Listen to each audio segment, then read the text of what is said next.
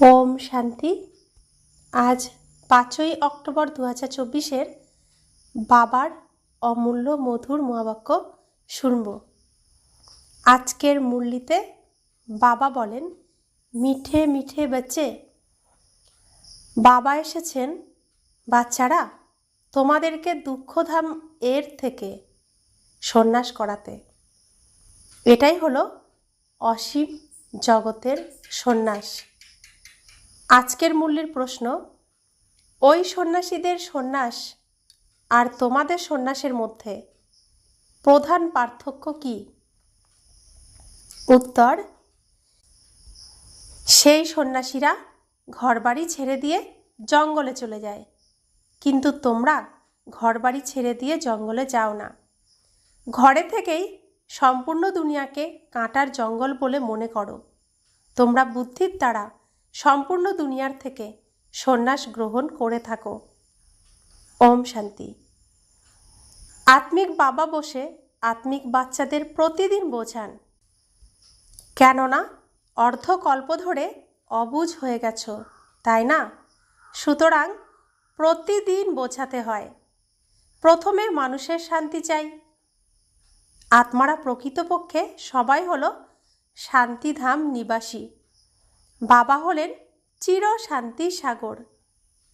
এখন তোমরা শান্তির অবিনাশী উত্তরাধিকারী প্রাপ্ত করছো।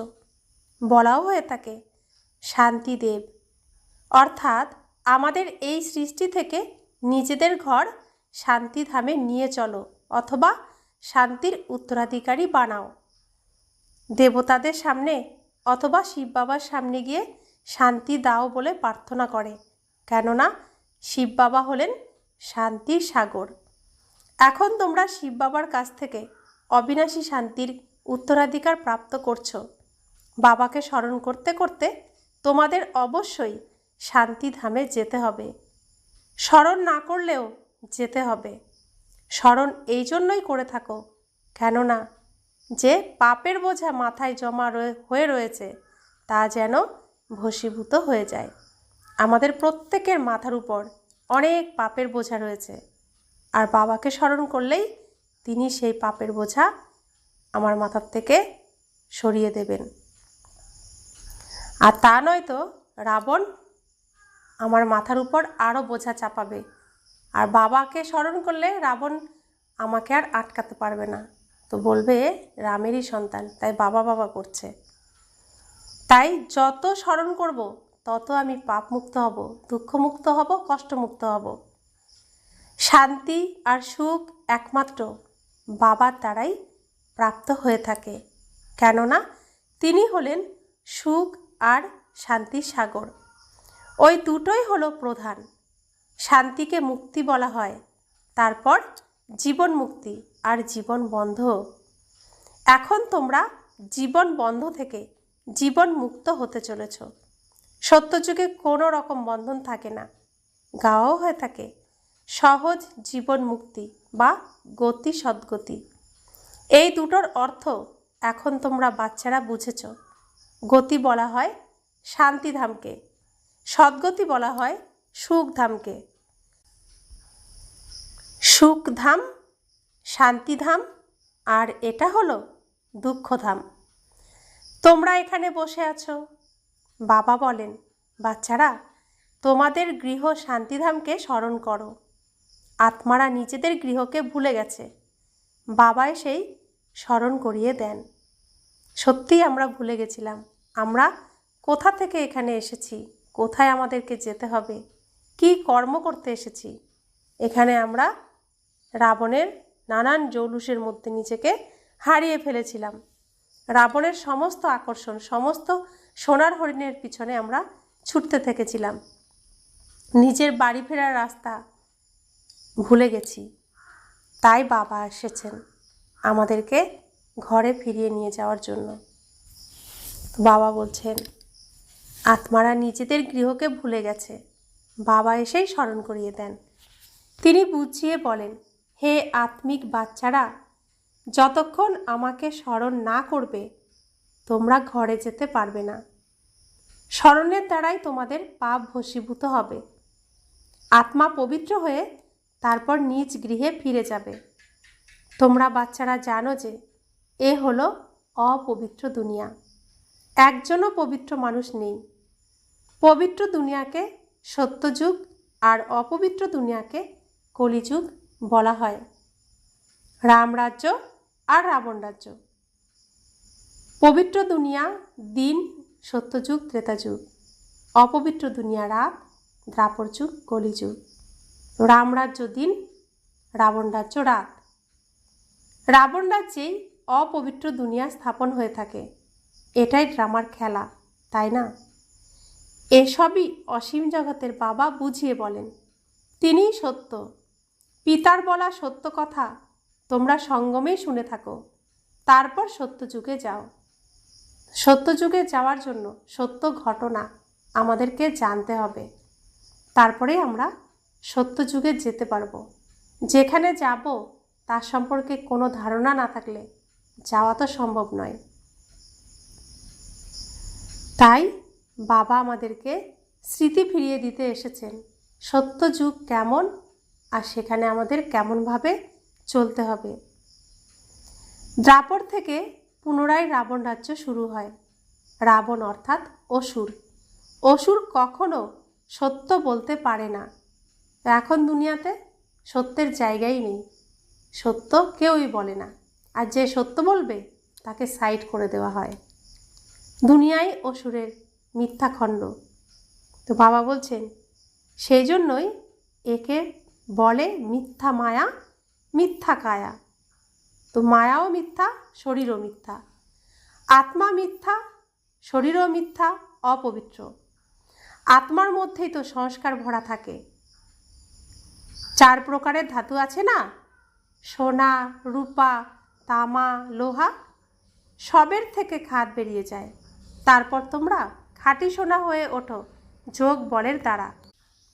যখন সন্ধ্যা হয়ে যায় আর আমরা নিজেকে শরীর ভাবতে থাকি, অর্থাৎ নিজেকে মাটি ভাবতে থাকি, আর রাবণ আমি আত্মার উপর মাটি চাপা দিতেই থাকে। মাটি চাপা দিতে দিতে আমি আত্মার মধ্যে জং পড়ে গেছে আর আমি আত্মা অজ্ঞান হয়ে গেছি।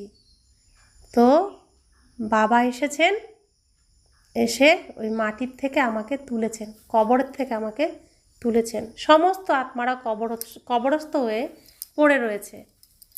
তো আমিও ছিলাম, আমাকে বাবা তুলে এনেছেন। এনে আমাকে সেবা শুশ্রূষা করে সঞ্জীবনী বুটি খাইয়ে জীবিত করে তুলেছেন। আমার নিজের আসল যে চোখ, বুদ্ধিরূপী নয়ন, তিনি খুলে দিয়েছেন। আর সেই নয়নের দ্বারা আমি আমার বাবাকে চিনতে পেরেছি। তাই বাবাকে স্মরণ করছি, আর রাবণ আমাকে ছেড়ে দিচ্ছে আস্তে আস্তে। তো যত বাবাকে স্মরণ করব তিনি তত আমার খাদ, আমাকে পরিষ্কার পরিচ্ছন্ন করে খাঁটি সোনা করে তুলছেন। তো যোগ বলের দ্বারা। তো বাবার সাথে যোগাযোগ রাখবো, ভগবানের সাথে যোগাযোগ রাখলে তবেই তিনি খাঁটি সোনা করতে পারবেন, সমস্ত নোংরা পরিষ্কার করে তুলতে পারবেন। তোমরা যখন সত্যযুগে থাকো তখন তোমরা খাঁটি সোনা। তারপর যখন রূপও পড়ে তখন চন্দ্রবংশী বলা হয়। তারপর তামার, লোহার খাদ পড়ে দ্বাপর কলিযুগে। এরপর যোগের দ্বারা তোমাদের মধ্যে রূপোর, তামার, লোহার যে খাদ পড়ে তা বেরিয়ে যায়। প্রথমে তোমরা আত্মারা শান্তিধাম হয়ে তারপর সর্বপ্রথম আসো সত্যযুগে। তো তাকে বলা হয় গোল্ডেন এজ। তোমরা তখন খাঁটি সোনা। যোগ বলে তারা সম্পূর্ণ খাদ বেরিয়ে গেলে তখন রয়ে যায় খাঁটি সোনা। শান্তিধামকে গোল্ডেন এজ বলা হয় না। Golden age, silver age, copper age এখানে বলা হয়। তো সত্যযুগ সোনার যুগ, ত্রেতাযুগ রূপার যুগ, দ্বাপর যুগ তামার যুগ, কলিযুগ লোহার যুগ। তো এখন লোহার যুগ চলছে। আর শান্তিধাম আমাদের বাড়ি, সেখানে সব আত্মারা আত্মারূপে থাকে, সেখানে কোনো ধাতু থাকে না। তো বাবা বলছেন শান্তিধামে অপার শান্তি বিরাজ করে। তো আমরা শান্তিধামের বাসিন্দা, তাই আমরা শান্ত স্বরূপ আত্মা। তাই আমরা বলি ওম শান্তি, অর্থাৎ আমি শান্ত স্বরূপ আত্মা। যখন আত্মা শরীর ধারণ করে তখন বলা হয় এই আত্মা গোল্ডেন এজের, ওম শান্তি। তারপর সৃষ্টিও গোল্ডেন এজ হয়ে যায়। তো সৃষ্টিতে প্রথম সত্যযুগ শুরু হয়, তখন সোনার যুগ শুরু হয়, তাই তাকে বলা হয় গোল্ডেন এজ। শতপ্রধান 5 তত্ত্ব দ্বারা শরীর তৈরি হয়। আত্মা শতপ্রধান হলে শরীরও শতপ্রধান হয়। তারপর একদম শেষে গিয়ে আয়রন এজ শরীর প্রাপ্ত হয়, কেননা আত্মার মধ্যে খাদ পড়ে যায়। সুতরাং গোল্ডেন এজ, সিলভার এজ এই সৃষ্টিকেই বলা হয়ে থাকে। আমাদের জীবনেও এরকমই ঘটে। ছোট শিশু যখন আসে পৃথিবীতে তখন তার শরীর কত সুন্দর থাকে, বাচ্চাদের শরীর, কারণ আত্মা পবিত্র থাকে, সোনার মতো খাঁটি থাকে, তো বাচ্চাদের শরীরও সোনার মতো সুন্দর থাকে, সবাই আকর্ষিত হয়।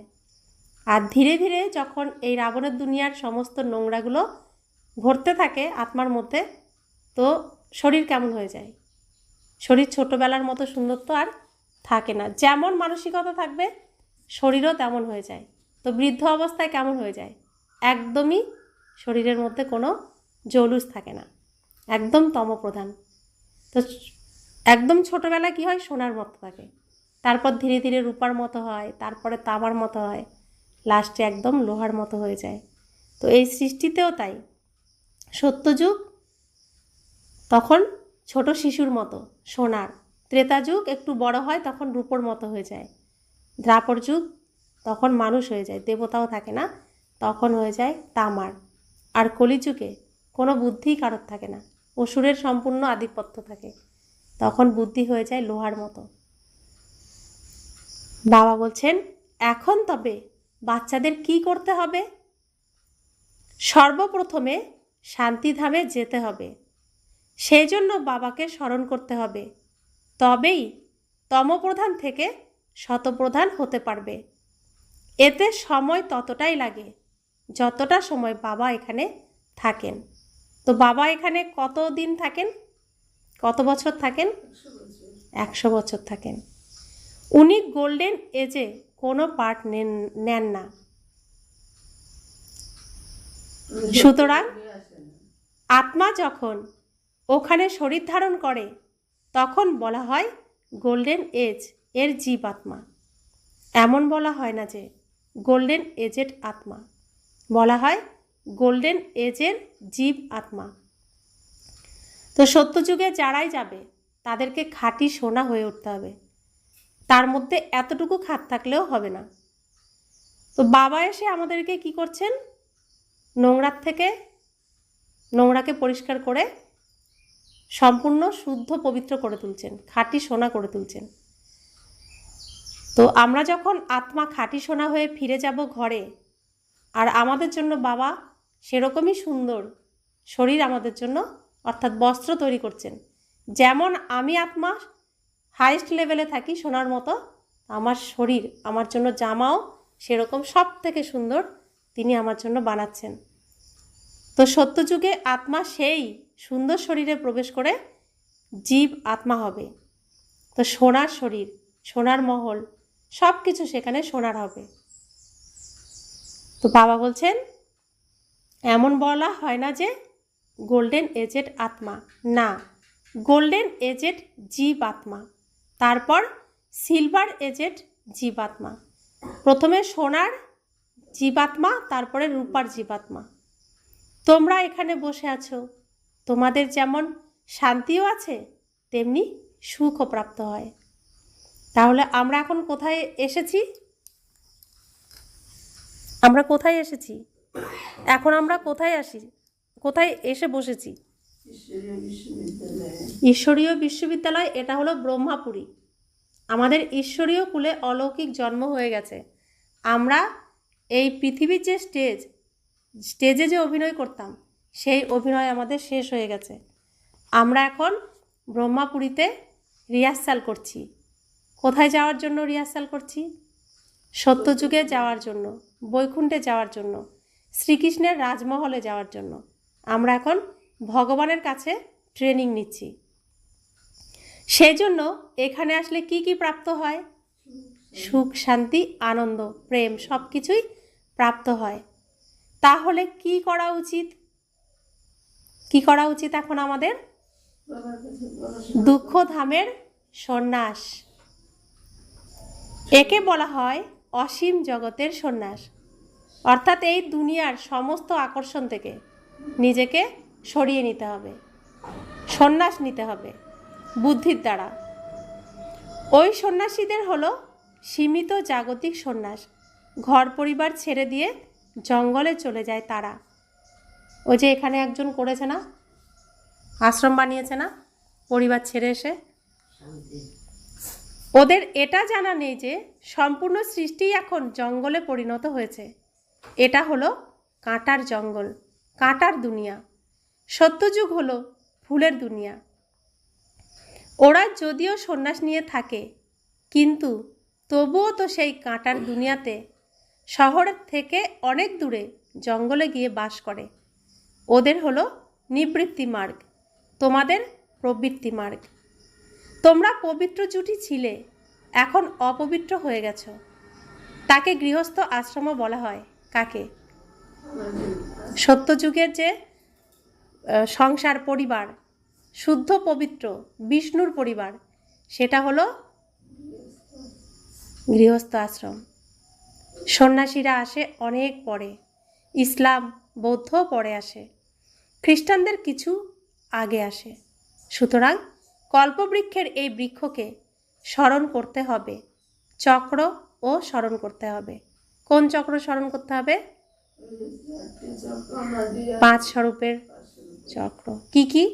অনাদি আদি পূজ্য, পূজারী, ব্রাহ্মণ, ফরিস্তা। এই 5 স্বরূপের চক্রকে ঘোরাতে হবে। অর্থাৎ সত্যযুগ, ত্রেতাযুগ, কলিযুগ, দ্বাপর যুগ, কলিযুগ আর সঙ্গম যুগের এই চক্র আমাদের সবসময় মনে রাখতে হবে। তো বাবা বলছেন, বাবা কল্পে কল্পে এসে কল্পবৃক্ষের নলেজ প্রদান করেন, কেননা তিনি স্বয়ং বীজ রূপ, তিনিই সত্য চৈতন্য।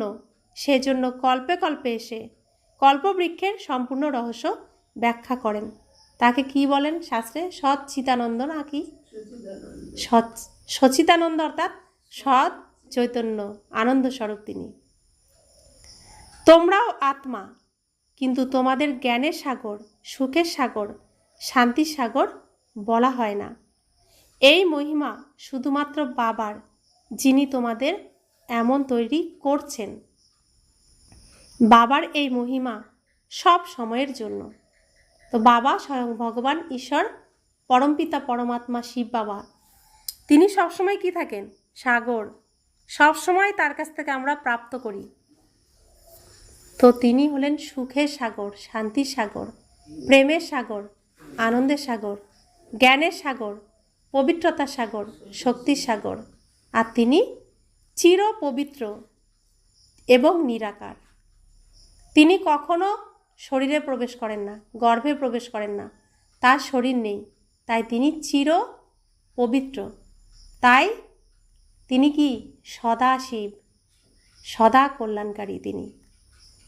সীমিত সময়ের জন্য তিনি আসেন পবিত্র করে তুলতে। তিনি সর্বব্যাপী। ওম শান্তি। এ তো হতেই পারে না, সর্বব্যাপী তিনি কখনোই হতে পারে না।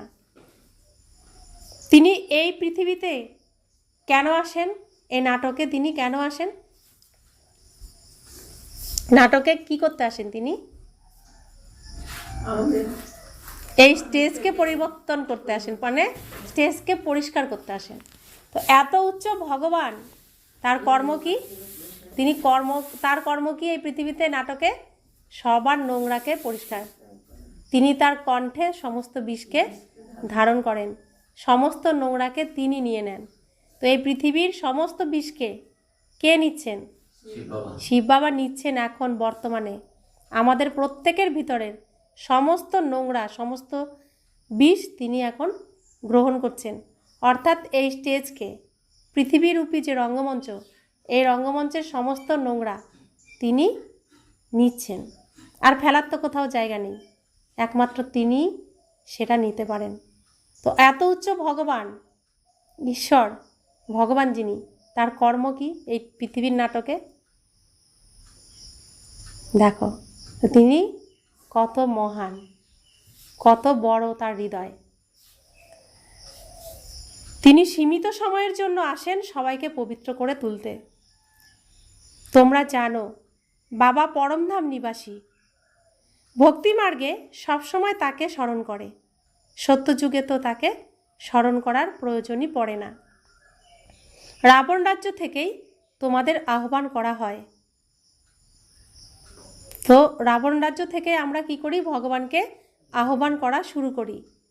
তিনি এসে সুখ শান্তি প্রদান করেন। তবে নিশ্চয়ই অশান্তির মধ্যেই ওনার কথা স্মরণে আসে। বাবা বলেন, প্রতি 5000 বছর পরে আমি আসি। অর্ধকল্প সুখ আর অর্ধকল্প হলো দুঃখ। অর্ধকল্পের পরেই রাবণ রাজ্য শুরু হয়। এর মধ্যে প্রধান হলো দেহ অভিমান। এরপরেই অন্যান্য বিকার শুরু হয়ে যায়। তো প্রথমে দ্বাপর যুগে আমরা কি ভাবি নিজেকে?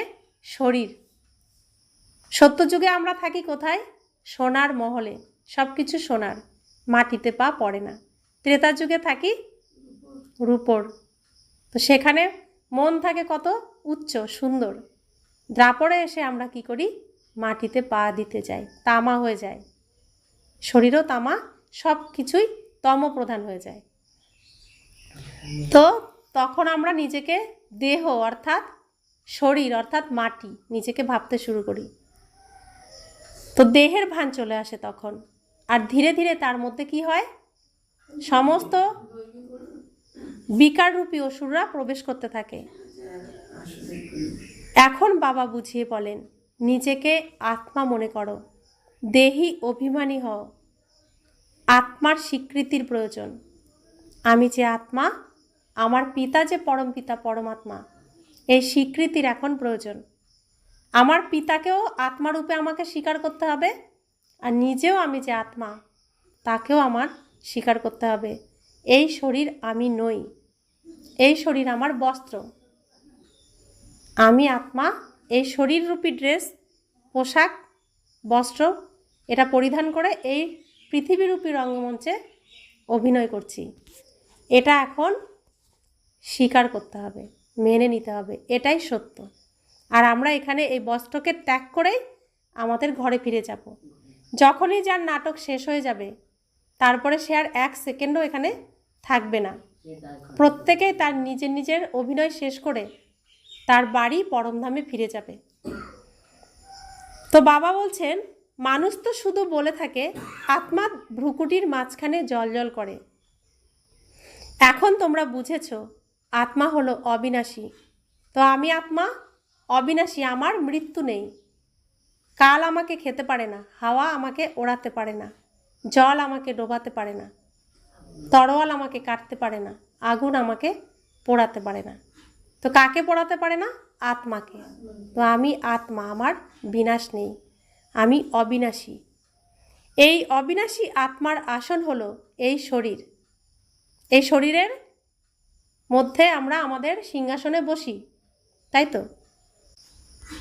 আত্মা বসেও ভ্রুকুটিতে। অবিনাশী আত্মার এটাই আসন। এই আসনের কোনো পরিবর্তন হয় না। গাড়িতে ড্রাইভারের সিট কখনো পরিবর্তন হয়? নির্দিষ্ট জায়গাতেই ড্রাইভার বসে। আর গাড়িতে অন্যান্য যারা বসে তাদের সিটের পরিবর্তন হয়, কিন্তু ড্রাইভারের সিটের কখনো পরিবর্তন হয় না। তো বাবা বলছেন, সবারই চৈতন্য অবিনাশী আসন। এটা অবিনাশী আসন নয়, যা অমৃতস্বরে কাঠ দিয়ে তৈরি করা হয়েছে। বাবা বুঝিয়েছেন, প্রতিটি মানুষেরই নিজের নিজের অবিনাশী আসন রয়েছে। আত্মা এখানে এসে বিরাজ করে। প্রত্যেকের নিজের নিজের আসনে বসে এই শরীরকে পরিচালনা করে। সত্যযুগ হোক বা কলিযুগই হোক, আত্মার আসন হলো এই মানব শরীর। সুতরাং অসংখ্য অবিনাশী আসন রয়েছে। মানুষ মাত্রই অবিনাশী আত্মার আসন রয়েছে। আত্মা এক আসন ছেড়ে শীঘ্রই অন্য আসন গ্রহণ করে। প্রথমে ছোট আসন থাকে, তারপর বড় হয়। তো যখন ছোট শিশু হয় তখন আসনও ছোট থাকে, তো ধীরে ধীরে আসন বড় হয়ে যায়। ওই কাঠের আসন যাকে শিখরা অকাল তক্ত বলে, তা কিন্তু ছোট বড় হয় না। শিখরা কি বলে? সৎ শ্রী অকাল বলে না? তো তারা ওই যে একটা থাকে না কাঠের আসন, ওর মধ্যেই তো তারা ভগবানকে স্মরণ করে। তো বাবা বলছেন, এটা কেউই জানে না যে মানুষ মাত্রেরই অকাল তক্ত হলো এই ভ্রুকুটি। আত্মা অবিনাশী, তার কখনোই বিনাশ হয় না। আত্মা ভিন্ন ভিন্ন আসন প্রাপ্ত করে থাকে। তো যতগুলো শরীর প্রাপ্ত হবে ততগুলো আসনও প্রাপ্ত হবে। যতবার আমরা জন্ম নেব, অর্থাৎ যতবার আমরা এই পৃথিবীতে অভিনয় করতে আসব, ততগুলোই আমরা ড্রেস পাব, ততগুলোই আমরা সিংহাসন পাব। আর প্রত্যেকে তার নিজের নিজের সিংহাসনে বসবে। তো বাবা বলছেন, সত্যযুগে তোমরা ফার্স্ট ক্লাস আসন পেয়ে থাকো, তাকে বলে গোল্ডেন এজ তক্ত, গোল্ডেন এজ আসন। তারপর ওই আত্মাই আবার সিলভার, কপার, আয়রন এজেও আসন প্রাপ্ত করে থাকে। তো প্রথমে সোনার আসন পায়, তারপরে রূপার আসন পায়, তারপরে তামার আসন পায়, তারপর লোহার আসন পায়। এখন আমরা লোহার আসনে বসে, এখন আর লোহার আসনে বসে নেই। এখন কোথায় বসে আছি? এখন আমি ভগবানের হৃদয় সিংহাসনে বসে আছি, আর শ্রীকৃষ্ণরূপী রথে চড়ে, রথের মধ্যে রয়েছি না, শ্রীকৃষ্ণের রথে রয়েছি আমরা, আর ভগবানের হৃদয় সিংহাসনে আছি আমরা। এখন আর আমরা লোহার মধ্যেও নেই, আমরা এখন হীরা হয়ে গেছি। সব থেকে শ্রেষ্ঠ জন্ম হয়েছে ঈশ্বরীয় পরিবারে। এখানে একবারই আসে, এখানে বারবার কেউ আসে না, একবারই জন্ম হয়। তাই এই জন্মটাকে বলা হয় শ্রেষ্ঠ মানব জন্ম, অর্থাৎ মানব শরীরের থেকেও ঈশ্বরের ঘরে জন্ম, তাই না? তো কত শ্রেষ্ঠ জন্ম এটা আমাদের, যার গায়ন এতদিন শুনে এসেছি, তা বর্তমানে প্র্যাকটিক্যালি আমরা সেইখানে রয়েছি। এটা ভাবতেও কত কত শিহরণ জাগে না, আশ্চর্য লাগে। তো বাবা বলছেন,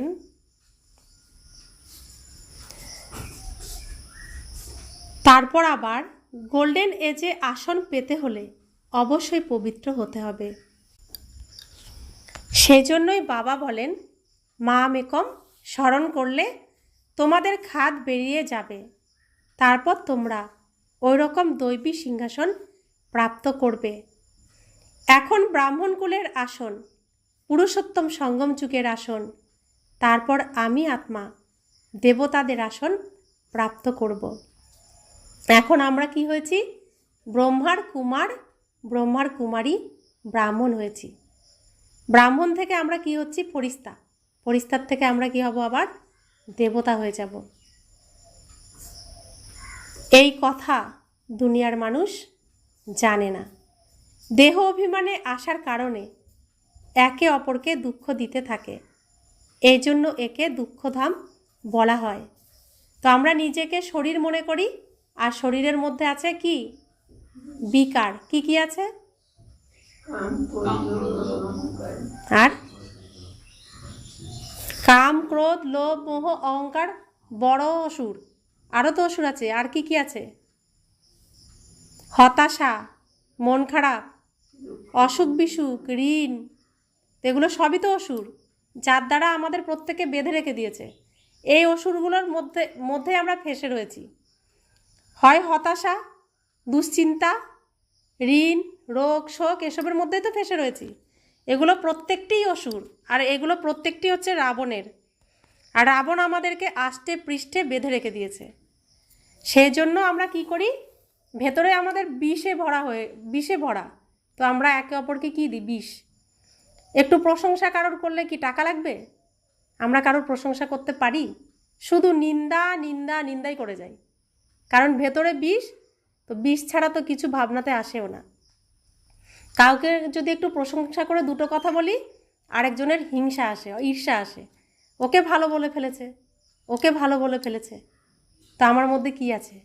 বিষ। তাই আমি অমৃতটা নিতে পারছি না, সহ্য করতে পারছি না। তো এই জন্য আমরা কি করি? একে অপরকে শুধু দুঃখ দিতে থাকি। এখন বাবা বাচ্চাদের বোঝান, শান্তিধামকে স্মরণ করো, যা তোমাদের প্রকৃত নিবাস স্থান। আমাদের বাড়ি হলো শান্তিধাম। তো বাড়িতে সবাইকে ফিরতে হবে। আমাদের প্রকৃত স্বরূপ হলো শান্ত স্বরূপ, আর আছি কোথায়? অশান্তির রাজ্যে। আর আমার আসল প্রকৃত স্বরূপ হলো শান্তি। তো যত অশান্তি আমরা করি না কেন, শেষে আমরা শান্তিই চাই প্রত্যেকে। অশান্তি করার পরে আফসোস করি, কেন করলাম, কেন ওকে দুঃখ দিলাম, এই কথা আমি না বললেও পারতাম। আসে না মনে? তো কি চাই? শান্তি চাই। কিন্তু রাবণের এই অসুরের প্রভাবে পড়ে আমরা এরকম অশান্তি, রাগ এগুলো আমরা করে ফেলি, নিজেকে সামলাতে পারি না, কারণ আত্মার মধ্যে কোনো শক্তি নেই। এই শরীরকে পরিচালনা করছে এই অসুরগুলো, তাই আমরা প্রত্যেকে ভুল করে ফেলি। এখন বাবা বলছেন, সুখধামকে স্মরণ করো, একে ভুলে যাও, এই অশান্তির ধামকে ভুলে যাও, এর প্রতি বৈরাগ্য আসুক। তো আমাদের যদি এর প্রতি বৈরাগ্য না আসে, এই দুনিয়ার কারোরই বৈরাগ্য আসবে না। তো আমাদের এখন কি রূপ? শঙ্কর রূপ। আমাদের এই শরীররূপী বস্ত্রকেও ভুলে যেতে হবে। আমি কে? আমি আত্মা। আমি কার সন্তান? পরমপিতা পরমাত্মা শিব বাবার সন্তান। তাই এই অশান্তির রাজ্যকে আর শরীর, স্থূল জিনিসগুলোকে আমার এখন ভুলে যেতে হবে বুদ্ধির দ্বারা। এমনটা নয় যে সন্ন্যাসীদের মতো ঘরবাড়ি ছেড়ে দিয়ে চলে যেতে হবে। বাবা বোঝান, সেটা একদিক দিয়ে যেমন ভালো, অন্যদিকে খারাপ। তো সন্ন্যাসীরা ঘরবাড়ি ছেড়ে জঙ্গলে চলে গেছে। কেন চলে গেছে? পবিত্র থাকার জন্য। তো তারা পবিত্রতা ধারণ করেছে বলে এই পৃথিবীতে কিছুটা সত্য বেঁচে ছিল। কারণ সুখ শান্তির প্রকৃত ফাউন্ডেশন হলো, ভিত হলো পবিত্রতা। তো সন্ন্যাসীরা পবিত্রতা ধারণ করেছিল বলেই আমরা কিছুটা সত্যের মধ্যে থাকতে পেরেছি, আমরা এই পৃথিবীতে টিকে থাকতে পেরেছি। এর জন্য সন্ন্যাসীরাই আমাদের উপকার করেছে। তো বাবা বলছেন, তাই জন্য সেটা একদিকে ভালো, আবার অন্যদিকে খারাপ। অন্যদিকে কি খারাপ? তারা দায়িত্ব থেকে পালিয়ে গেছে। বাড়িতে মা বাবা কেউ কেউ বিবাহ করার পরে, সন্তানাদি থাকার পরেও সন্ন্যাস গ্রহণ করেছে। তাহলে ওই সংসারকে কি করেছে? দায়িত্ব পালন না করে সংসারকে ছেড়ে পালিয়ে গেছে। সেটা আবার কি? খারাপ। তোমাদের সন্ন্যাস ভালো, আমাদের সন্ন্যাস কি? ওদের হঠযোগের ভালো দিকও আছে, মন্দও আছে। কেননা দেবতারা যখন বাম মার্গে চলে যায়, তখন ভারতের বিশৃঙ্খল অবস্থা আটকাতে পবিত্রতার প্রয়োজন হয়। সুতরাং হঠযোগীরা এতে সাহায্য করে থাকে। ভারতীয় অবিনাশী খণ্ড, বাবাকেও এখানেই আসতে হয়। সুতরাং যেখানে অসীম জগতের পিতা আসেন, সেটাই সর্বশ্রেষ্ঠ তীর্থে পরিণত হয়, তাই না? সবার সদ্গতি বাবাই এসে করিয়ে থাকেন। সেজন্য ভারতই শ্রেষ্ঠ থেকে শ্রেষ্ঠতম দেশ। তো বাবা এসে আমাদের কি শেখাচ্ছেন? সন্ন্যাস শেখাচ্ছেন। কিসের সন্ন্যাস শেখাচ্ছেন? এই রাবণের দুনিয়ার সমস্ত খারাপের থেকে আমাদের সন্ন্যাস করা শেখাচ্ছেন। কিন্তু কোথা থেকে সন্ন্যাস করতে হবে? ঘর গৃহস্থ থেকেই সন্ন্যাস করতে হবে। এখানেই আমাদের পরিবারকে বিষ্ণুর পরিবার করে তুলতে হবে। বিষবিহীন নারী পুরুষের পরিবার, সংসার। তো এইখানেই আমাদের প্রত্যেকটি ঘর পরিবার কি হবে? মন্দির হয়ে উঠবে। আর মন্দিরের প্রত্যেকটি আত্মা কি হবে? দেবতা হয়ে উঠবে। তো বাবা এসে আমাদের এই শিক্ষাই দিচ্ছেন যে গৃহস্থ পরিবারে তুমি থাকো, কিন্তু অশান্তি, দুঃখ, কষ্ট, রোগ, শোক, কাম, ক্রোধ এই সমস্ত বিকাররূপী অসুর থেকে তোমাকে সন্ন্যাস গ্রহণ করতে হবে। আর রাবণ যে এত সোনার হরিণ সাজিয়ে রেখেছে চারিদিকে, সেই সোনার হরিণের আকর্ষণ থেকে তোমাকে নিজেকে মুক্ত করে রাখতে হবে। তো আমি শরীর সীতা, আর আমি এই রাবণের দুনিয়াতে রয়েছি। আর সোনার হরিণ হলো এই যে বড় বড় শপিং মল, রেস্টুরেন্ট, তারপরে এগুলো কি বলে, বিভিন্ন পার্ক, তো এগুলো কি আকর্ষণ করে, তাই না? তো আকর্ষণ, এগুলো কি এখানে গেলে সমস্ত কি আসে, আরও বেশি আকর্ষণ আসে। গেলেই এটা না ওটা, ওটা না সেটা, তো আকর্ষণ আসে। তো ওই সোনার হরিণ, কেউ সম্পূর্ণ হরিণকে পায়, কেউ ধরতে পারে না। এর পিছনেই ছুটতে থাকি, ছুটতে থাকি, ছুটতে থাকি। তখন কি হয়, সংসারে অশান্তি আসে। কিভাবে আসে? চাহিদা, আমার এটা চাই, আমার ওটা চাই। তো যে এটা এনে দেবে তার সামর্থ্য নেই এনে দেওয়ার মতো, তো সে তখন দুঃখী হয়ে পড়ে। আর যে চাইছি তার মধ্যে সেই জ্ঞানই নেই, সে কি এনে দিতে পারবে? এই ইচ্ছা আমার পূরণ করতে পারবে? তো রাম কি পেরেছিল সীতার ইচ্ছা পূরণ করে দিতে, সোনার হরিণ সীতাকে এনে দিতে? সোনার হরিণের পিছনে ছুটেই কি হয়ে গেল, সব কিছু শেষ হয়ে গেল। তা আমরাও এখন এই সংসারের থেকে সোনার হরিণের পিছনে ছুটতে ছুটতে সব কিছুকেই শেষ করে ফেলেছি। ঘরে এখন শুধু চাই চাই চাই, আর অশান্তি, দুঃখ, যন্ত্রণা, কেউ শান্তিতে ঘুমাতেও পারে না। তাই জন্য বাবা বলছেন, সমস্ত আকর্ষণ থেকে, এই সোনার হরিণের পিছনে ছোটার থেকে নিজেকে মুক্ত করো, সন্ন্যাস করো বুদ্ধির দ্বারা। ঘর পরিবারে থাকো আর সমস্ত আকর্ষণ থেকে নিজেকে মুক্ত করো। আমাকে এখন নিজের বাড়িতে ফিরতে হবে, আর আমাকে বৈকুণ্ঠে আসতে হবে। এই বৈকুণ্ঠে আসার জন্যই আমাকে পড়াশোনা করতে হবে, পুরুষার্থ করতে হবে। তবেই আমি প্রকৃত সুখ শান্তি আর সুখের রাজ্যে যেতে পারবো। যেই সুখ আমি চাইছি সেই সুখ আমি ফিরে পাব। প্রধান বিষয় বাবাই বুঝিয়ে বলেন, বাচ্চারা স্মরণের যাত্রায় থাকো। গীতাতেও মনমনা ভব শব্দটি আছে, কিন্তু বাবা কোনো সংস্কৃত শব্দ বলেন না। বাবা মনমনা ভবর অর্থ বলে দেন। বাবা বলেন, দেহের সব ধর্মকে ত্যাগ করে নিজেকে আত্মা নিশ্চয় করো।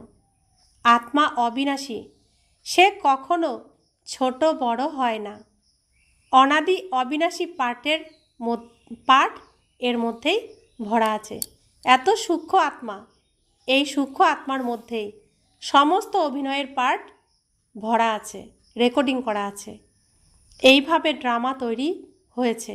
এই পৃথিবীর নাটকটা, সিনেমাটা এইভাবেই তৈরি হয়ে আছে। আমরা যে এখন এই যে রিহার্সাল করছি, তার সাথে সাথে রেকর্ডিংও করছি। প্রত্যেকেই আত্মার মধ্যে এই রেকর্ডিং ভরে নিচ্ছি। আর সত্যযুগ থেকে এই সিনেমাটা চলবে, এই স্টেজে এই সিনেমাটা সত্যযুগ থেকে শুরু হবে। অন্তিমে যে আত্মারা আসবে তাদের সামান্য পাঠ থাকে এই ড্রামায়। বাকি সময় তারা শান্তিধামে থাকে, স্বর্গে তো আসতে পারবে না। শেষে আসা আত্মারা অল্প কিছু সুখ, কিছু দুঃখ ভোগ করে থাকে। যেমন দীপাবলির রাতে কত মশা বেরিয়ে পড়ে, সকালে উঠে দেখো সব মশা মরে পড়ে আছে। সুতরাং শেষে আসা মানুষের মূল্যই বা কতটুকু থাকবে। তো এখন কলিযুগ রূপী রাত, এই সময়ে অনেক আত্মা পৃথিবীতে জন্মগ্রহণ করবে, একবার বা দুবার জন্মগ্রহণ করবে। তারা এসে এই রাতে মশার মতো মরে যায়। মশা রাতে ঝাঁকে ঝাঁকে আসে আর মরে পড়ে যায়। তো এই রাতে ঝাঁকে ঝাঁকে আত্মারা এই পৃথিবীতে আসছে, আর ঝাঁকে ঝাঁকে একসাথে মরেও যাচ্ছে না। একসাথে 3000 4000 আত্মা মশার মতোই তো মরে যাচ্ছে। তো বলছে তাদের, সেই সমস্ত মানুষের মূল্যই বা কতটুকু থাকবে, ঠিক যেন পশুর দৃষ্টান্ত। তাই বাবা বুঝিয়ে বলেন, এই সৃষ্টির চক্র কিভাবে ঘোরে। সৃষ্টিরূপী মানব বৃক্ষ ছোট থেকে বড়, বড় থেকে ছোট কিভাবে হয়। তো সত্যযুগে কল্পবৃক্ষ ছোট চারা হয়ে ওঠে। প্রথম পাতা দুটি কে কে? রাধাকৃষ্ণ হচ্ছে কল্পবৃক্ষের প্রথম দুটি পাতা। তো শেষে আবার কি হয়, ঝরে পড়ে যায় না সব? তো কল্পবৃক্ষ সমস্ত পাতা ঝরে পড়ে যাচ্ছে, আবার নতুন করে ওই রাধাকৃষ্ণের মাধ্যমে এই গাছ চারাটি আবার তৈরি হবে। তো এখন ঝরে পড়ার সময়, এখন সমস্ত আত্মা কি হবে, এই কল্পবৃক্ষ থেকে ঝরে পড়ে এই স্টেজ থেকে খালি হয়ে যাবে। তো এর জন্য বাবা সব কিছু বুঝিয়ে বলছেন যে সত্যযুগে কত অল্প সংখ্যক মানুষ, কলিযুগে গাছ বৃদ্ধি পেয়ে কত বিশালাকার ধারণ করে। প্রধান বিষয় বাবা ইশারায় বুঝিয়েছেন, গৃহস্থ ব্যবহারে থেকে মামেকম স্মরণ করো। 8 ঘন্টা স্মরণে থাকার অভ্যাস করো। স্মরণ করতে করতে শেষে পবিত্র হয়ে বাবার কাছে চলে গেলে স্কলারশিপও প্রাপ্ত হবে। যদি পাপ থেকে যায় তবে আবার জন্মগ্রহণ করতে হবে, সাজা খেতে হবে, উপরন্তু কি হবে, পদও কম হয়ে যাবে। তো আমরা কি করেছি, এখানে পৃথিবীতে এসেছি শ্রেষ্ঠ কর্ম করতে।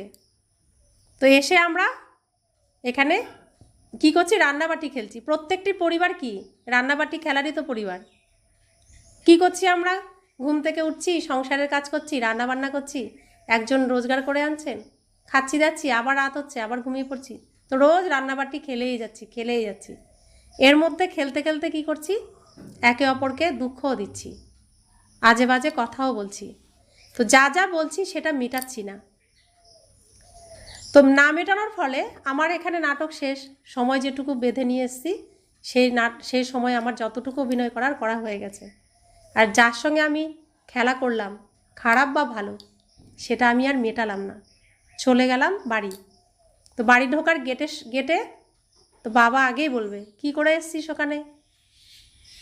তো আমরা যেরকম লৌকিকে ছেলে মেয়েকে বলি, খেলাধুলা করে নোংরা শরীর নিয়ে আসে, আগে স্নান করে ঘরে আয়, তাই তো তারপরে তো ঘরে ঢুকতে দিই, তার আগে তো দিই না। তো বাবাও তাই দেখেন যে ওখানে কী করে এসছিস, কি এত নোংরা মেখে এসছিস। তো বলছে এই করে এসেছি। তো তোকে কি এই করতে পাঠিয়েছিলাম? যা করতে পাঠিয়েছি সেটা যা করে এসেছিস সব মিটিয়ে আসবি, আবার যা। তা আবার আসি।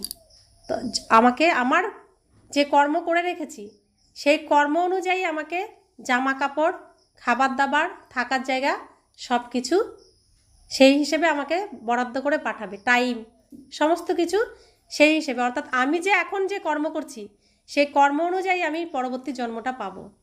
তো প্রত্যেকে যে এখন যেটা আমি ভোগ করছি এটা আগের জন্মের কর্মের ফল, আর এখন যে আমি কর্মটা করছি এর ফল পাবো পরবর্তী জন্মে। তো আমরা আবার আসলাম এই পৃথিবীতে, আবার রান্নাবাটি খেলা শুরু করে দিলাম, আর একে অপরের সাথে আবার কি করলাম, লড়াই ঝগড়া এটা সেটা করতে লাগলাম, আবার যাওয়ার টাইম হয়ে যায়। তো হিসাব তো মেটে না, এই করতে করতে শেষে চলে এসেছি, নাটকও শেষ। এখন হিসাব তো রয়ে গেছে প্রচুর, মাথায় বোঝা তো আমার পক্ষে আর নামানো সম্ভব নয়। তো সেই বোঝার দায়িত্ব কে নিচ্ছেন এখন? তিনি চলে এসছেন। এখন প্রত্যেকের মাথায় এত নোংরা জমে রয়েছে, শরীরে নোংরা জমে রয়েছে, অর্থাৎ আত্মার মধ্যে এত নোংরা, এত বোঝা। এই বোঝা বাবা এসে নিজ দায়িত্বে নামাচ্ছেন।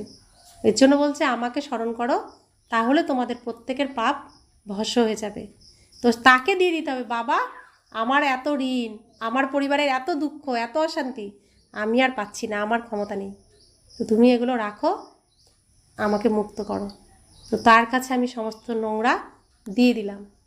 তো তিনি এসে আমাদের কাছ থেকে কি নেন, এসে কি বলেন, এখানে আমরা যখন প্রথম এসেছি, আমার এখানে জন্ম হলো, প্রথম আমাদেরকে কি শেখানো হয়েছে, এখানে তোমার সমস্ত বিকারকে জমা দিয়ে যাও, তোমার যত খারাপ আছে সব জমা দিয়ে দাও। আমরা কি বলি, এসে চিঠি লেখো বাবাকে, মনের মধ্যে যা কষ্ট আছে, যা পরিস্থিতি আছে সবটাই বাবাকে চিঠি লিখে জানাও। এই যে চিঠির বক্স, তো চিঠিতে আমরা কি দিই, আমাদের ভিতরের সমস্ত নোংরা দিয়ে দিই। চিঠি কিভাবে লেখানো শেখানো হয়, যেদিনই চিঠি লিখবে প্রথম চিঠি বাবাকে, আর যে কোনো দিনই চিঠি লিখলে রাতে ঘুমানোর আগে চিঠি লিখতে হয়, চিঠি লিখে সেটা বাবার স্মরণে রেখে দিতে হয়, তারপর ঘুমিয়ে পড়তে হয়, আর কিছু তারপরে কোনো কর্ম করতে নেই।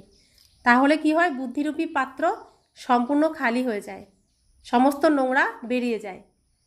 আর বাবা সেটা নিয়ে নেন।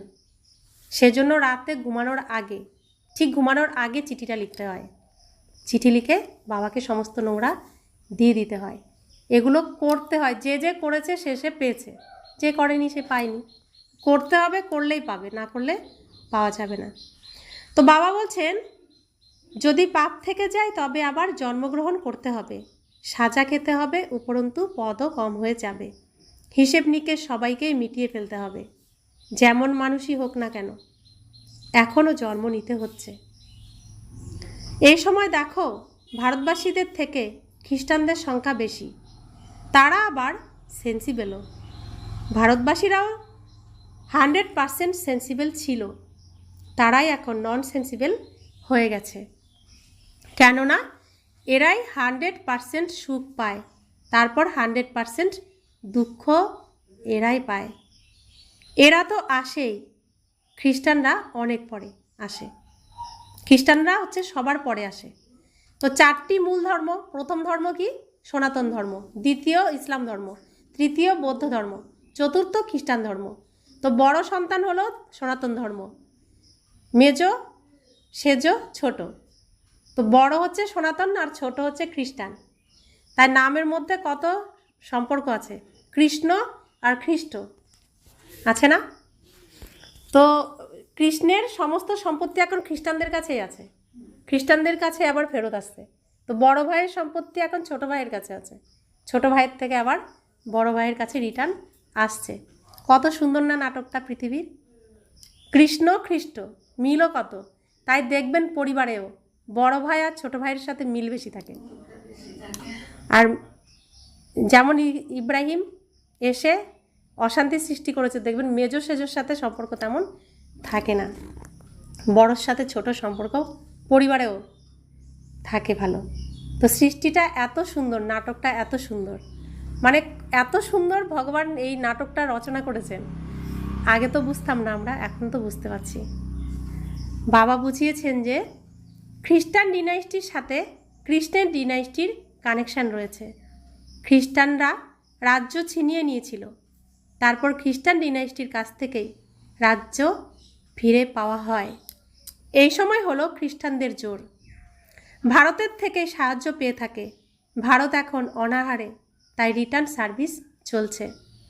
তারা এখান থেকেই অগাধ সম্পদ, হিরে জহরত, সোনা ইত্যাদি নিয়ে গিয়ে বিশাল সমৃদ্ধশালী হয়ে উঠেছিল। তো ইংরেজরা রাজত্ব করে গেছে না এখানে, প্রত্যেকে তো খ্রিস্টান, তো লুটপুট করে নিয়ে চলে গেছে না, এই ভারতবর্ষ থেকে লুট করে নিয়ে গেছে না সমস্ত ধন সম্পদ। ওদের তো আর কিছুই পাওয়ার নেই। বাচ্চারা, তোমাদের তো কেউই চেনে না, যদি চিনত তবে এসে পরামর্শ করত। তোমরা হলে ঈশ্বরীয় সম্প্রদায়, যারা ঈশ্বরের মতানুসারে চলো। তোমরাই আবার ঈশ্বরীয় সম্প্রদায় থেকে দৈবী সম্প্রদায়ভুক্ত হবে, তারপর ক্ষত্রিয়, বৈশ্য, শূদ্র সম্প্রদায়ভুক্ত হবে। আমরা এখন ব্রাহ্মণ, তারপর দেবতা। আমরাই দেবতা থেকে ক্ষত্রিয়, ক্ষত্রিয় থেকে বৈশ্য, বৈশ্য থেকে শূদ্র, শূদ্র থেকে ব্রাহ্মণ আমরাই হয়েছি। হাম সো হাম এর অর্থ দেখো কত সুন্দর। তো আমাদের কত সৌভাগ্য যে এই পৃথিবীর রূপী রঙ্গমঞ্চে শুরু থেকে শেষ পর্যন্ত অভিনয় করতে চান্স পেয়েছি। প্রত্যেকটি সিনে আমরা আছি, প্রত্যেকটি সময়ে আমরা এখানে অভিনয় করেছি।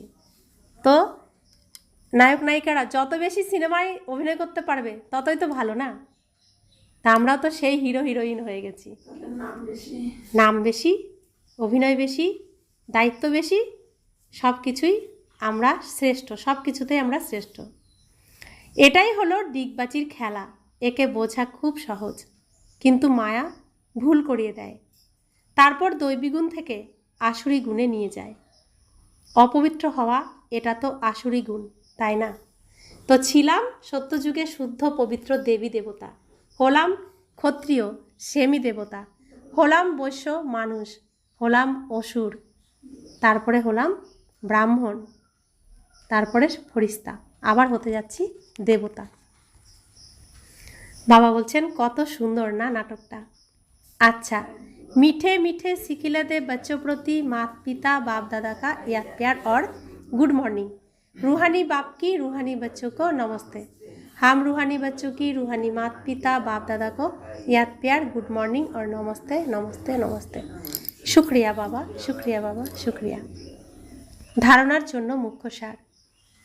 স্কলারশিপ নেওয়ার জন্য গৃহস্থ ব্যবহারের থেকে কমপক্ষে 8 ঘন্টা বাবাকে স্মরণ করার অভ্যাস করতে হবে। স্মরণের অভ্যাসের দ্বারাই পাপ ভস্ম হবে আর গোল্ডেন এজের সিংহাসন প্রাপ্ত হবে। তো সত্যযুগে সোনার সিংহাসন, সোনার শরীর, সোনার মহল, সব কিছুই সোনার। তো সেই সিংহাসন সর্বোচ্চ সিংহাসন যেখানে নারায়ণ বসেন, আর সেখানে যদি আমরা যেতে চাই তো আমাদেরও কি হতে হবে? সোনা হয়ে উঠতে হবে এখানে। আর তার জন্য কি করতে হবে? 8 ঘন্টা কমপক্ষে বাবাকে স্মরণ করতে হবে। তো আমরা সময় কতটুকু পাচ্ছি একদিনে? 24 ঘন্টা। তো 8 ঘন্টা স্মরণ করলে কাজকর্ম কখন করব? বাবা কি হিসেব করে দিচ্ছেন? 8 ঘন্টা শরীর নির্বাহের জন্য কাজ, 8 ঘন্টা বাবাকে স্মরণ, আর 8 ঘন্টা কি রেস্ট। 8 ঘন্টা কর্ম শরীর নির্বাহের জন্য, 8 ঘন্টা স্মরণ, 8 ঘন্টা রেস্ট। সেটা কি করা সম্ভব? কিভাবে সম্ভব? কিভাবে সেটা সম্ভব? 8 ঘন্টা স্মরণ, অরুণ ভাই, কিভাবে? অমৃতবেলা কখন শুরু হচ্ছে? 4টের থেকে। 4টের থেকে সকাল 8টা পর্যন্ত আমরা কেউ তেমন শরীর নির্বাহের কাজ তেমনভাবে করি না, করি? তারপরে মোটামুটি কাজে যুক্ত হই। তো ভোর 4টে থেকে নিরন্তর স্মরণ, তার কাছে পড়াশোনা করা। এখন আমরা কি করছি? তার স্মরণেই তো রয়েছি না। তো এটা হলো নিরন্তর একাগ্র চিত্তে স্মরণ। তারপরে যখন আমরা কর্মে যাব, এখানে কয় ঘন্টা আমি নিজেকে ঠিক করে নিতে হবে, আমাকে ঠিক করতে হবে যে এখন আমি কয় ঘন্টা স্মরণ করব। তারপরে আমরা কর্মে যাচ্ছি। তো কে যাচ্ছে? আমি আত্মা যাচ্ছি এই শরীরের দ্বারা। শরীর কার? বাবারই দেওয়া। তো কর্ম কার? বাবার কর্ম। তো করছে কে? বাবাই করছে। তো বাবা তুমি এই শরীর দ্বারা কর্ম করাচ্ছ। তো কি হয়ে গেল? কর্ম হয়ে গেল যোগযুক্ত, স্মরণেই হলো। তো প্রত্যেকটি কর্ম খাচ্ছি তো বাবাকে আগে দিয়ে খাচ্ছি, তাই না? সে খাবারও তো তিনিই দিয়েছেন। তো প্রত্যেকটি তাকে সমর্পণ করে করলে অটোমেটিক স্মরণ তার সাথেই তো হলো সব কিছু। তো স্মরণ হয়ে গেল না? ঘুমালামও তাকে গুড নাইট বলে, বাবা তোমার কোলে ঘুমালাম। ঘুম থেকে উঠলাম, বাবা গুড মর্নিং, তোমার সঙ্গে দিন শুরু করলাম। তো সর্বক্ষণই তার সাথে যোগযুক্ত হয়ে থাকা সম্ভব, স্মরণও করা সম্ভব, শুধু বুদ্ধি খাটিয়ে করতে হবে। দ্বিতীয় ধারণা, এই দুঃখধাম থেকে অসীম জগতের বৈরাগ্য করে নিজের প্রকৃত নিবাস স্থান শান্তিধাম আর সুখধামকে স্মরণ করতে হবে। দেহ অভিমানে এসে কাউকেই দুঃখ দেওয়া উচিত নয়। তাহলে আমাদের বাড়ি কোথায়? পরমধাম, শান্তিধাম। আমাদের স্বরূপ কি? শান্ত স্বরূপ। আমরা যেতে কোথায় চাই? সুখধামে। আছি কোথায়? আমরা এখন আছি কোথায়? দুঃখধামে। যদিও বাবা সেখান থেকে তুলে এনেছেন, তবুও রয়েছি দুঃখধামে। একবার স্লিপ কেটে পড়ে গেলে পড়বো কোথায়? দুঃখধামে। তাই এই দুঃখধামের কোনো কিছুই যেন মনে না থাকে। মনে না থাকলে আর যাওয়ার কথা আসবেই না। আমার সবসময় সামনের দিকে নজর রাখতে হবে। শুভ কাজে পিছন ফিরে তাকাতে নেই। পিছনে রয়েছে কি? ভূতেরা, দুঃখ, অশান্তি, ভূতেরা রয়েছে, বিকারগুলো রয়েছে। সামনে কি রয়েছে? শুভ। সামনে আমার বাড়ি রয়েছে আর বৈকুণ্ঠ রয়েছে। তাই সবসময় আমাদের সামনেই তাকাতে হবে, পিছন ফিরে আমি আর তাকাবো না। তাই এই দুনিয়ার সমস্ত আকর্ষণ থেকে নিজেকে মুক্ত করো, আকর্ষণ যেন না আসে, পিছন ফিরে যেন আমরা আর না তাকাই। আমাদের গতি সবসময় যেন সামনের দিকে থাকে, পিছন যেন একবারও ফিরে না তাকাই। বরদান, কর্মের হিসাবপত্রকে বুঝে নিজের অচল স্থিতি বানানো সহজ যোগী ভব। চলতে চলতে যদি কোনো কর্মের হিসাবপত্র সামনে এসে যায়, তাতে মনকে বিচলিত করো না। স্থিতিকে উপরে নিচে করবে না। যদি চলেও আসে তবে তাকে ভালো করে চিনে নিয়ে দূর থেকেই তাকে শেষ করে দাও। এখন যোদ্ধা হয়েও না, সর্বশক্তিমান বাবা সাথে আছেন, তাই মায়া বিচলিত করতে পারবে না। কেবল নিশ্চয়ের ফাউন্ডেশনকে প্র্যাকটিক্যালে নিয়ে এসো আর সময় মতো চুজ করো, তবে সহজ যোগী হয়ে যাবে। এখন নিরন্তর যোগী হও, যুদ্ধ করতে থাকা যোদ্ধা নয়। তো আমরা এই স্টেজে সবার সাথে অভিনয় করে এসেছি, প্রত্যেকের সাথেই তো মোটামুটি অভিনয় করা হয়ে গেছে না, এক এক জন্মে এক একটা পরিবার পেয়েছি। তো এখন এই স্টেজে প্রত্যেক অভিনেতাই আছে। চলতে চলতে আমি সামনে তো এগোচ্ছি, চলতে চলতে এমন কোনো আত্মার সামনে আমি চলে আসলাম যার সাথে আমার হিসেব নিকাশ রয়ে গেছে। সে এসে কোনো না কোনো হিসাব মেটাতে চাইবে। হয়তো কাউকে খুব ভালোবাসা দিয়েছিলাম, ভালো ব্যবহার করেছিলাম, সে এখন এসে সেই ভালোবাসা চাইবে। হয়তো কাউকে আমি খুব খারাপ ব্যবহার করেছিলাম কারোর সাথে, সে এসে আমার সামনে এখন খারাপ ব্যবহার করবে। তো সবটাই এখন সামনে আসবে। তো প্রত্যেককে আমার কি করতে হবে, দূর থেকেই বুঝতে হবে যে ও আমার কাছ থেকে কি চাইছে, তো তাকে সেটা দিতে হবে। কেউ যদি প্রেম চায় তাকে বাবার থেকে প্রেম নিয়ে প্রেম দিতে হবে ভাইব্রেশনের দ্বারা। কেউ যদি আমাকে আঘাত করতে আসে তাকেও প্রেম দিতে হবে, শান্তি দিতে হবে। কেউ আমার সাথে অশান্তি করতে আসছে, আগেই বাবার থেকে শান্তি নিয়ে আমি আত্মা শান্তির দান দিয়ে দেবো, তো তার অশান্তি করার ভাবনা মিটে যাবে। তো দূর থেকে এগুলো এখন ভাইব্রেশনের দ্বারা করতে হবে। তাই বাবা বলছেন মনসা সেবা করো, প্রত্যেক দিন মন থেকে এই সম্পূর্ণ বিশ্বকে সকাশ দাও, ভাইব্রেশন দাও। তাহলে যার সাথে আমাদের হিসেব নিকেশ আছে সবটা এখানেই মিটে যাবে। আমি প্রেম দান দিচ্ছি সম্পূর্ণ সমস্ত আত্মাকে, আমি শান্তি দান দিচ্ছি সমস্ত আত্মাকে। তো যার সাথে যে হিসেব রয়ে গেছে সেটা কি হবে, সে তো পেয়ে যাচ্ছে না, মিটে যাচ্ছে। তাহলে প্রত্যেক দিন কী করতে হবে, সব থেকে বেশি এখন মনসা সেবা করতে হবে। তো তবে আমার সমস্ত হিসেব নিকাশ মিটে যাবে। সবার জন্য শুভ ভাবতে হবে, সবার জন্য মঙ্গল কামনা করতে হবে। কারোর জন্য কল্পনাতেও সংকল্পেও যেন খারাপ চিন্তা না আসে, কারোর জন্য নিন্দা, কারোর অপমান এসব যেন আমার দ্বারা না হয়। স্লোগান, ডবল লাইট থাকতে হলে নিজের সকল দায়িত্বের বোঝা বাবাকে অর্পণ করে দাও। তো আমি এখানে হিসাব মেটাতে এসেছি, তাই এই পরিবার পেয়েছি। কারণ যে পরিবার আমি পেয়েছি তাদের সাথে সব থেকে বেশি হিসাব রয়েছে। তা আমি কারোর মা হয়েছি, কেউ আমার সন্তান হয়েছে, তো সে মায়ের ভালোবাসা পাওয়ার অধিকারী রয়েছে, মানে আমি ওইটুকু ওকে দিইনি। তো সে আমার সন্তান রূপে এসেছে বলেই আমি তাকে দিতে পারবো, না হলে দেব না। তো হিসাব আমাকে কেমনভাবে মেটাতে হবে, তাকে সন্তানের যে ভালোবাসা সেটা আমাকে দিতে হবে। কেউ ভাই রূপে এসেছে, কেউ স্বামী রূপে এসেছে, কেউ শ্বশুর শাশুড়ি, বিভিন্ন সম্পর্ক সম্বন্ধের মধ্যে আমরা রয়েছি। তো প্রত্যেকেরটাই প্রত্যেককে মিটিয়ে দিতে হবে। যত মেটাতে থাকবো তত আমি হালকা হয়ে যাব। তো আমার তো মেটানোর ক্ষমতা নেই, তাই বাবাকে এই পরিবার দিয়ে দাও। বাবা, এই পরিবার তোমার পরিবার, এর দায়িত্ব তোমার। তো আমি শুধু এখন বৈকুণ্ঠে যাওয়ার পড়াশোনা করব, আমি যোগ্য হতে চাই। আর এখানে যা যা দায়িত্ব তুমি নাও, এই পরিবার তোমার, কারবার তোমার, সমস্ত কিছু তোমার। তো আমার তন তোমার, আমার মন তোমার, আমার ধন তোমার, আমার সম্বন্ধ সম্পর্ক সবই তোমার, সবই তোমার দায়িত্বে। আমি এখন নিশ্চিন্ত। তো নিশ্চিন্ত হয়ে ঈশ্বরীয় পড়াশোনা করো, শ্রীমতে চলো, আর নিজেকে খাঁটি সোনা করে তোলো, বৈকুণ্ঠে যাওয়ার উপযুক্ত করে তোলো। ওম শান্তি। ওম শান্তি বাবা।